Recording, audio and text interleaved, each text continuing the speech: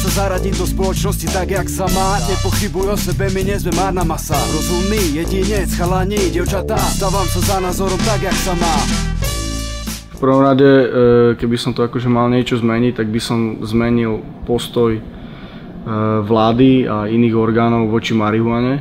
V tomto štáte to mi príde úplne trapné, že žijeme vedľa Čechov a boli sme Československo a tam mi to príde úplne normálne a tu sa z toho stále robí akože šialene strašná vec, ktorá je neprístupná pre spoločnosť, tak to je asi prvá vec, čo by som zmenil. Zase sa mi zdá, že ide do módy nacionalizmus a že sa tu zase propaguje fašizmus, čo mi príde trošku tiež úplne šialené. Mladí ľudia inklinujú a propagujú niečo, čo je proste úplne stupidné, je to demagogické, je to úplne mimo. A je to hlavne, že trestné. Tak ja neviem prečo, keď sa tu nemôže chodiť s jointom, prečo sa tu môže chodiť s hákovými krížmi.